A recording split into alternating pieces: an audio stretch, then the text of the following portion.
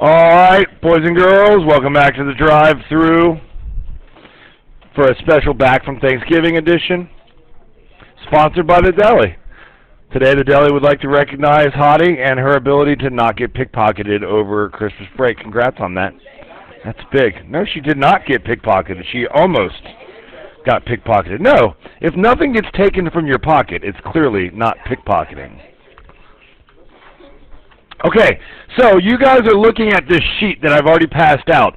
These are the first 4 bullets on the sheet, okay? This is the factoring that you've learned how to do already. So take a look at each side. This gives you a hint on what to do and what to look for. And then here is an example of how to do it. Let me pause the video for a sec. Okay, so you've got, the first one is just when you factor out a term. That's called the greatest common factor. Okay, so this first one, you're just factoring out the one term that goes into all of the terms. That's called greatest common factor. On the second one, you've got a 1 in front of the x. You're looking for 2 numbers that multiply to be c and add to be b. Okay, they call that easy trinomial. Hard trinomials, this is when you do a riddle and split the middle. Okay, we haven't done a lot of those. And then difference of 2 squares is when you've just got an a squared and minus in between and a b squared. And you can still consider the difference of 2 squares to be same as the easy trinomials. This is simply a way to get our brains back turned on, because what we have today is new. It's not review, okay? Okay. So, the 5th strategy is when we factor by grouping. You know that we'll be factoring by grouping if we've got 4 terms. That's like your biggest hint. So, this is how we factor by grouping. And now we get into our final factoring technique, which will be what happens when we have cubes on top. So that's what's new about today. Okay? My homies in the teaching industry have taught me about this SOP technique. Although they're trying to convince me to call it the SOAP technique. I'm not going to go that far, because it's definitely SOP. S stands for same. O stands for opposite. And P stands for positive. And it is only a technique that we use for the sum or differences of cubes. And I'll explain to you what that means right now. Okay, you see how this is x cubed plus 8? Now, x cubed is literally x cubed. But maybe you don't realize. Do you know that 8 itself is also a perfect cubed? What number cubed gives you 8? 2. So you can also think about this one like it's written. Here, let me start it over. X cubed plus 8. That's the same thing as x cubed plus 2 cubed. Do you understand that now? If you don't understand that, you won't understand this lesson at all. This is always going to be the case when we have cubes. Okay, so what this means is that you write down x plus 2. This right here is the same sign that you had. That's what that means for same. Then you write down x squared minus 2x plus 2. This one is the opposite sign. Do you see the opposite? How I switched it from a plus to a minus? Nope. Oh, yes, this one would be plus 4. Thank you. Thank you, thank you, thank you, thank you. No, don't be sorry. And this one stays positive. This here is 2 squared. That's what I meant to write, but I didn't write the squared, so. Okay, don't worry, we're going to do a bunch of these together. You've never done this before. I've never taught this before. Okay? Got it? So now that we're going to switch over to the next worksheet, now all of these will involve x cubed. Okay? You're basically going to have three things here. X cubed plus some number cubed. I'll call it A, but that might screw you guys up, so I'll just put a number there. You might have an x cubed minus a number cubed. Or you might have an x to the fourth plus bx squared plus a number. Okay? You can do all these. These are the three scenarios on today's worksheet. Since today's lesson is brand new, we will go back over it tomorrow. So today, your goal should be to make mistakes and figure out what it is that you don't understand. Tomorrow, you should focus on getting them all right. Okay? All right, we're going to do the first 5 of these together, and then I'll also help you individually with the rest of your worksheet. No sweat here. Notice number 1 is done for you. I'll walk you through it on the video now. I would have no idea. So what I'm going to do to start this worksheet is I'm going to get my calculator out and write that 2 cubed is 8. What is 4 cubed? Could someone help me out with this? Or what's 3 cubed? 27? And 4 cubed? 64. And 5 cubed? And 6 cubed? 3 or 216? And 7 cubed? And 8 cubed? And we'll just go to 10. 9 cubed? 729? And finally 10 cubed is 1,000, right? All right, so you might want to write those on your paper because you'll need to know those, and I would never expect you to know them. It's just quicker than checking in your calculator every time. All right, so what this says is really x cubed plus 8 cubed equals 0. We are finding the real or the imaginary solutions for these. So we are solving. Okay? All right. So we write down the x and we write down the same sign. So x plus 8. And then we write down x SOP. So now I need the opposite sign. Minus $8x, and then plus 8 squared is 64. Okay, that's just the technique that you use to factor a sum of cubes. Okay, equals 0. Now we're not done yet. We need to solve these things. And this should be an x squared here. Okay? There's no way we're going to have enough room to do these on this worksheet, I don't think. All right, so look, we're not done yet. I need to do something with this right here. Is this factorable? I don't think it is it? It's not factorable. 2 numbers that multiply to be 64 and add to be negative 8. 16 and 4, does that work? Nope, that's 12 away. Okay, so now we're going to have to use that means that some of these answers are imaginary. So we are now using a lot of, that's okay, it's okay, it's okay, it's okay. So we're going to have to use x equals minus b plus or minus big square root of b squared minus 4ac all over 2a, okay? So we are just factoring, I'm going to write this in blue. We are just factoring this thing. What is our b? Our b is negative 8, so we will write it as positive 8 plus or minus big square root of 64 minus 4 times 1 times 64. This is going to be imaginary. All over 2 times 1. I'll keep going over here. So it's 8 plus or minus the big square root of 64 minus 4 times 64.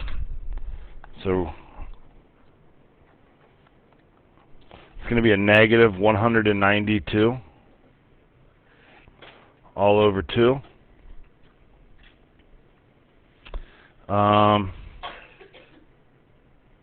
Let's just write that as our answer. I think that's enough to worry about for today. So look, from here, what does x equal? X would equal negative 8. Excellent. Because if I put in a negative 8 right here, it's going to give me a 0. You should be used to that.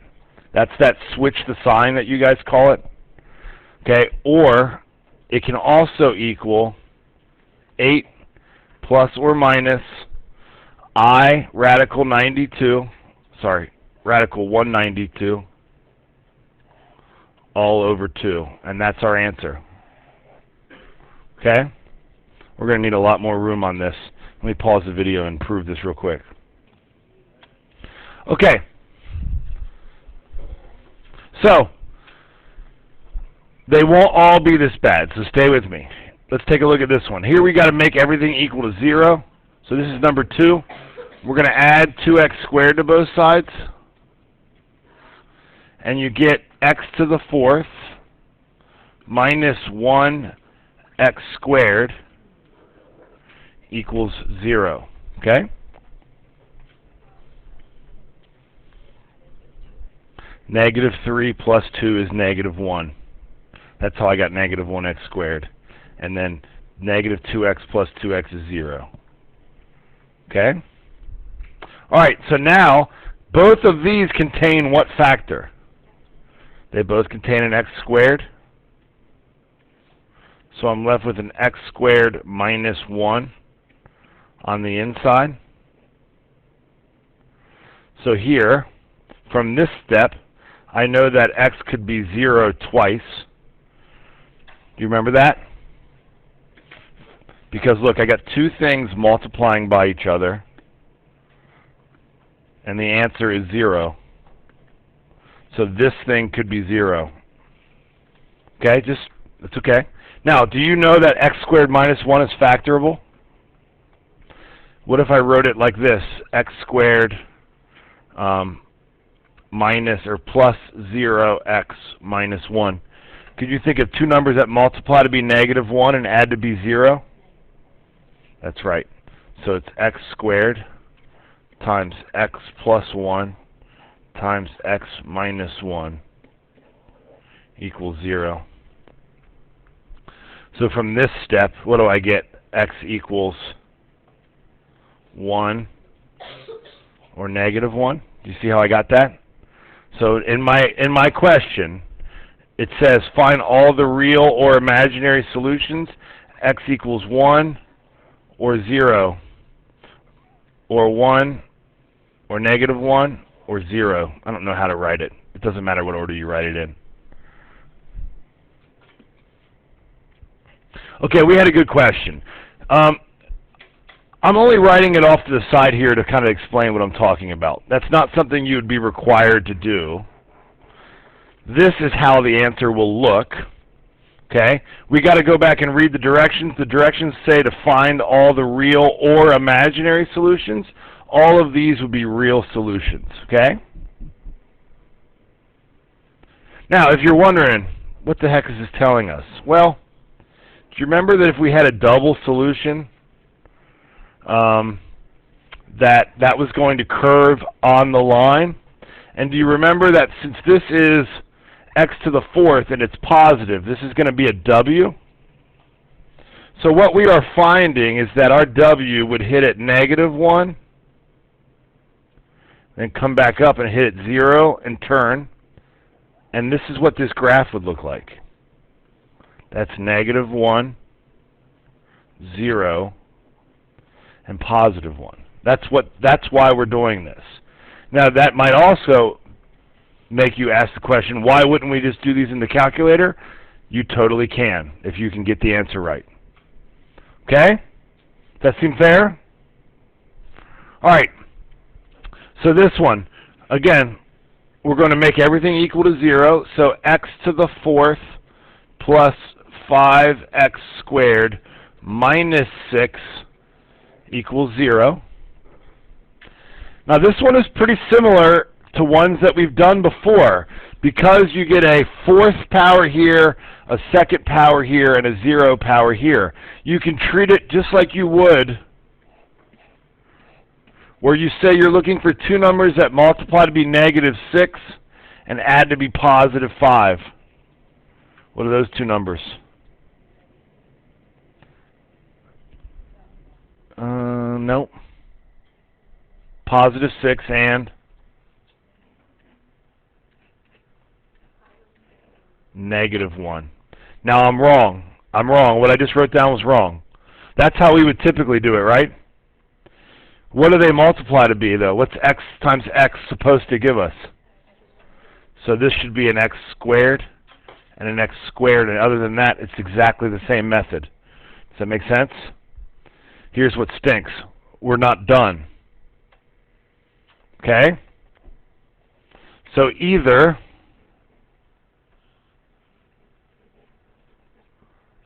x squared plus 6 equals 0, or x squared minus 1 equals 0. I'll skip over to this one. This one's factorable. We just did it. It's x plus 1 times x minus 1. So from this one, x equals negative 1 or positive 1 again. Over here, you get x squared equals negative 6 if I subtract 6 from both sides. Okay? And so when you take the square root of both sides, you get x equals 6i twice. And those are all of our imaginary and real roots. I can tell you, you're just going to be doing this week, so it's going to be a hard week, but you won't have anything new. So if you feel bad about it now, it's okay. Maybe it'll get better as the week goes, okay? And remember that you can find these two answers in your calculator. In this one, you could find these 4 answers in your calculator. You'll be okay. We're going to have to work on that together, okay? 2 more. All right. Let's see. Minus 10x squared from both sides. You get x to the 4th. Minus 10x squared, I'll write it in standard, plus 2x cubed minus 10x squared equals 0. Anyone have an idea what to do first? Excellent. Factor out an x squared. We're left with x squared plus 2x minus 10.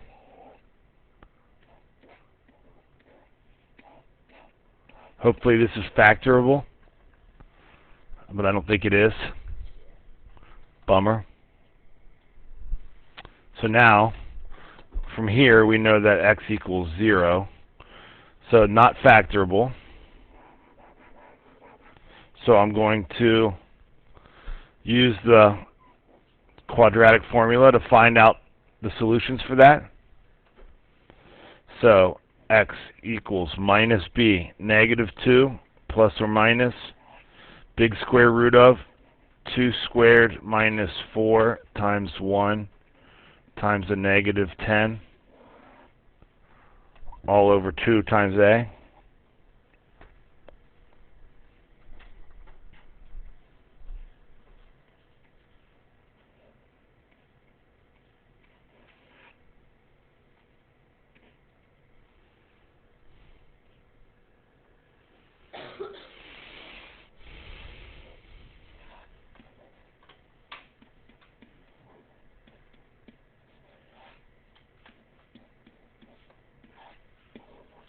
And I think we just write it like that.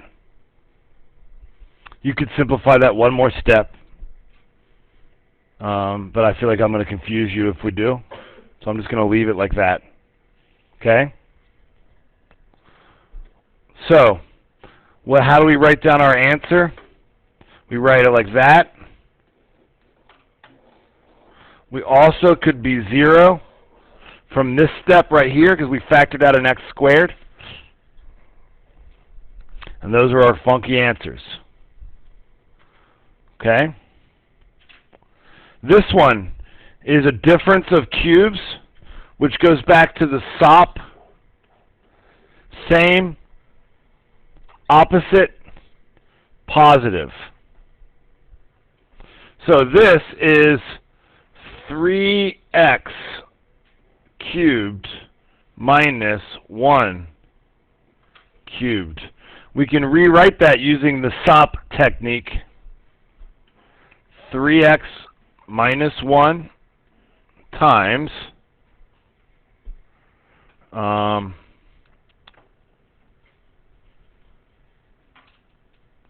let's see. This is the first time we've had something in front of our... I feel like that should be 9x squared. Yeah.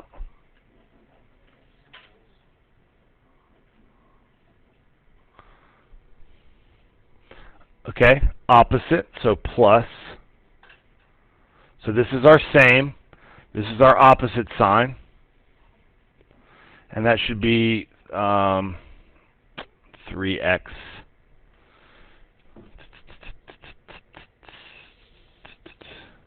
So that should be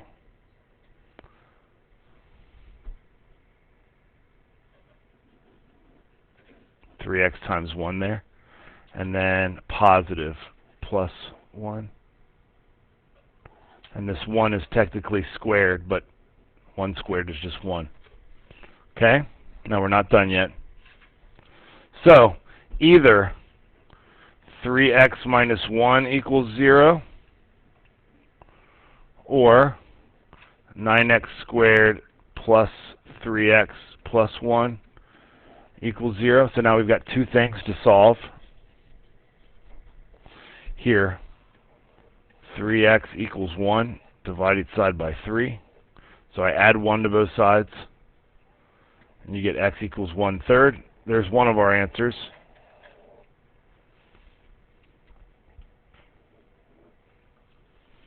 Okay?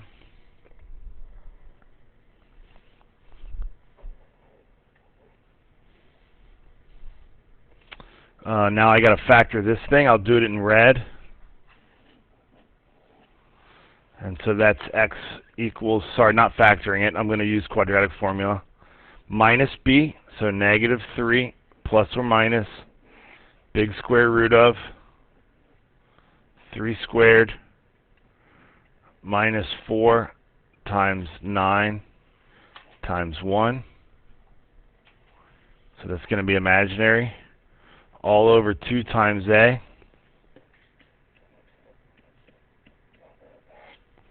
9 minus 36, so negative 27.